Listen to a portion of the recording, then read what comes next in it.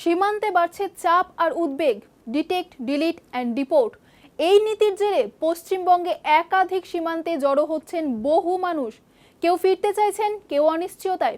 প্রশাসন কড়া নজরদারিতে। কি পরিস্থিতি সেখানে দেখুন।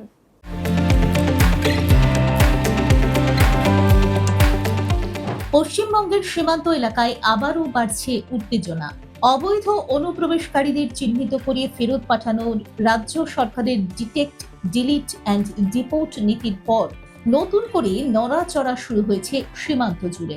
উত্তর চব্বিশ পরগনা ও মালদা জেলার একাধিক সীমান্ত চেকপোস্টে দেখা যাচ্ছে বড় বড় দল।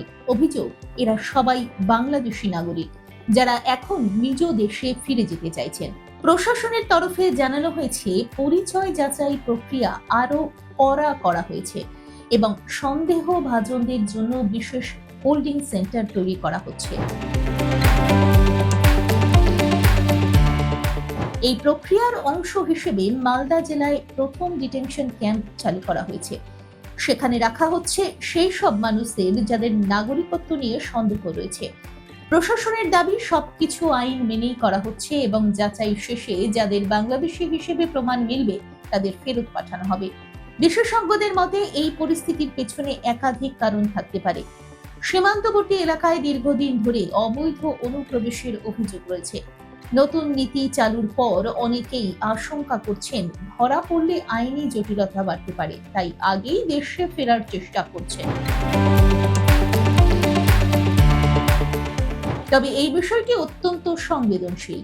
মানবাধিকার সংগঠনগুলি বলছে, যাচাই প্রক্রিয়ায় যাতে কোনো নির্দোষ ব্যক্তি সমস্যায় না পড়েন তা নিশ্চিত করা জরুরি।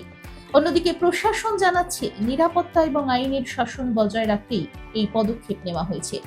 সব মিলিয়ে সীমান্তে বাড়তি নজরদারি, ডিটেনশন সেন্টার এবং ফেরত পাঠানোর প্রক্রিয়া, এই পুরো বিষয়টি এখন রাজ্যের গুরুত্বপূর্ণ ইস্যু হয়ে উঠেছে। পরিস্থিতি কোন দিকে যায় সেদিকেই নজর সবার। দেখুন এই সময়ের তথ্য ও চিত্র প্রতিদিন রাত ৯টায় ও সকাল ৮টায় শুধুমাত্র চ্যানেল 1-এ।